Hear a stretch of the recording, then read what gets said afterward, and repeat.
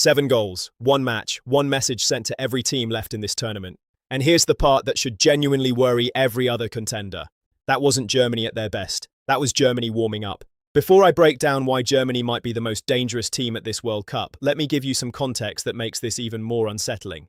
Cast your mind back. 2018, Germany, the defending world champions, knocked out in the group stage. 2022, same story. 2 consecutive group stage exits for a 4-time world champion.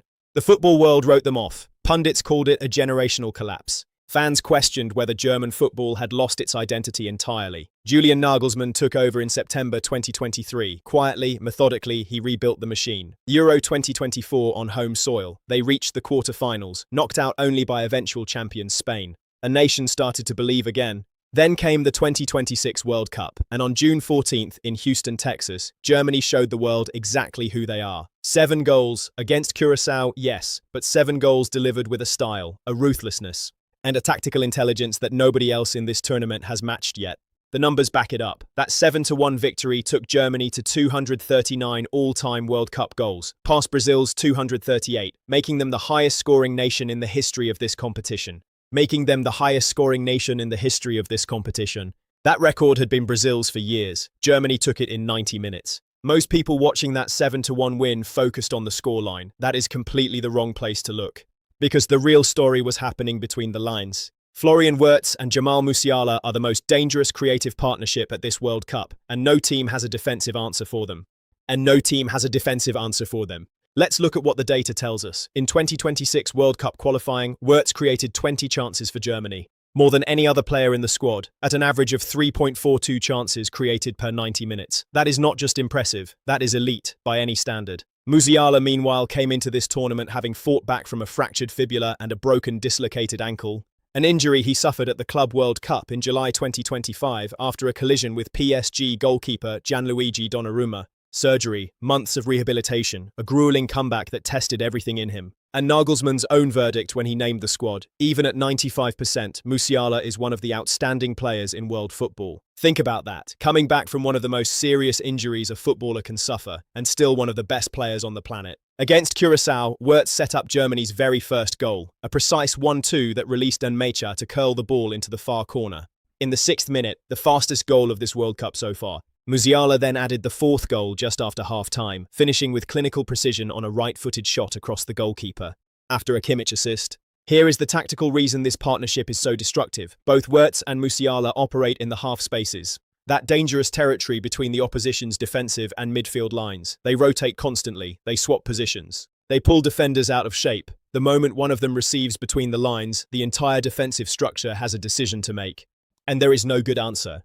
Drop too deep and Germany's fullbacks arrive late into space. Hold your line and Wirtz or Musiala turn and drive directly at goal. Now, the fair argument is that Curaçao were not a real test. A nation of 160,000 people, the smallest ever to appear at a World Cup, making their tournament debut. Of course, Germany looked unstoppable against them, and that is a legitimate point. But here's what that argument misses. Coming into this tournament, Germany had won 9 consecutive games in all competitions, scoring 28 goals and conceding just 6. That is not a form line built against weak opposition. That is a machine operating at full capacity. The 7-1 against Curaçao made it 10 straight wins, Germany's longest winning run since 1979 and 1980. When you have 2 players of this quality operating together in the same system, the opposition doesn't just lose, they run out of answers. That's the first part of the picture. But here's where it gets genuinely complicated. Germany's squad depth is so extreme that Nagelsmann can afford to rest key players and still score 7 goals. That should terrify every team left in this tournament. Look at the goal scorers against Curaçao. Felix Enmecha, 6th minute. Nico Schlotterbeck, a centre-back, scoring from a corner in the 38th. Kai Havertz, a penalty just before half-time. Musiala, 2 minutes into the second half. Then Nathaniel Brown, 23 years old, 2 days before his birthday, scores in the 68th minute, assisted by Deniz Undav. Then Undav himself gets on the score sheet in the 78th, turning in a Kimmich cutback, and Havertz adds the 7th in the 88th. Fed through by Undav again. 3 goal contributions from a single substitute. 7 different players involved. Not one player carried Germany. The system produced the goals. And the man who was supposed to be Germany's biggest star coming in, Florian Wirtz, 0 goals on the night, 0. He was arguably the best player on the pitch and didn't even need to score. This is Nagelsmann's tactical blueprint. Under his high-intensity pressing system, effectively a fluid 4-2-3-1, every position is interchangeable. The fullbacks push forward constantly. The midfield presses immediately after losing the ball. The attacking three rotate between central and wide positions. No single player is indispensable because the system is the identity. When Nagelsmann brings on a substitute, the system doesn't change. The player adapts to it. And here's where the stakes get very real, because the teams Germany will face in the knockout rounds, the Brazils, the Frances, the Argentinas, they are built around one or two superstar individuals. Remove that individual and the team struggles.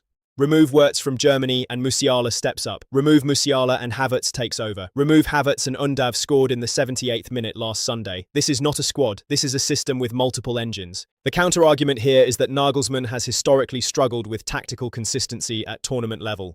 At Euro 2024, Germany looked brilliant in the group stage and were then tactically outmaneuvered by Spain in extra time. That is a genuine concern. If Spain found a way to disrupt Germany's pressing triggers at the Euros, they can potentially do it again.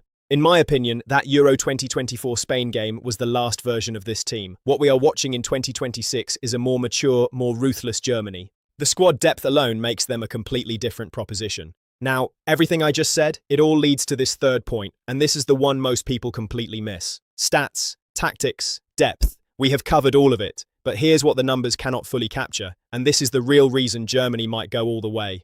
Stay with me. Germany have crossed a psychological threshold at this World Cup that makes them more dangerous than any statistic suggests. Think about what 2018 and 2022 meant for German football. 2 consecutive group stage exits, for a nation that had reached the quarter-finals or better in 17 consecutive tournaments.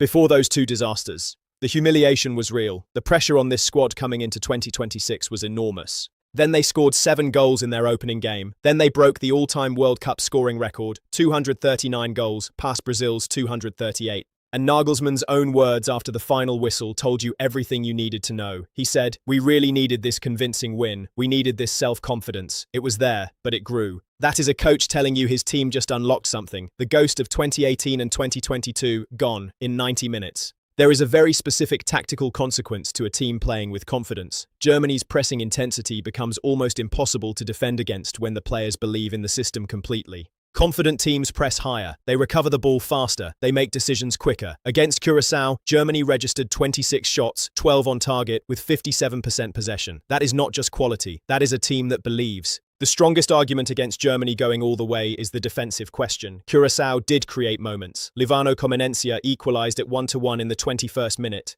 before Germany recovered completely. Against Morocco, Brazil, Spain or France, those moments become goals. Rudiger and Tah are experienced, but the high defensive line Nagelsmann uses can be exposed by teams with genuine pace and clinical finishing. In my opinion, the defensive vulnerability is real, but manageable. When you can score 7, conceding 1 is not a disaster. The real question is whether they can keep the goals against down when the opponent quality jumps 10 levels.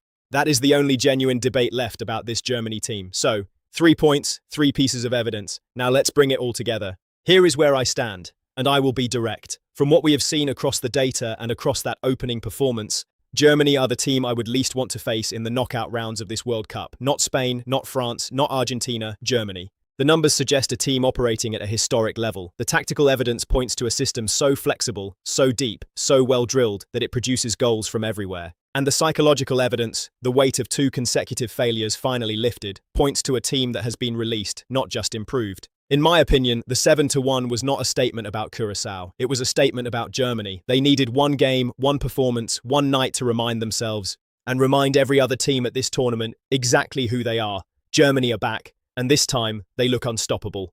But here's the question I want to leave you with, because I genuinely don't know the answer, and I think it's the most important tactical question at this World Cup right now. If you were a manager facing Germany in the knockouts, how would you stop Wirtz and Musiala? What system beats this Germany team? Drop your answer in the comments. I want to read every single one.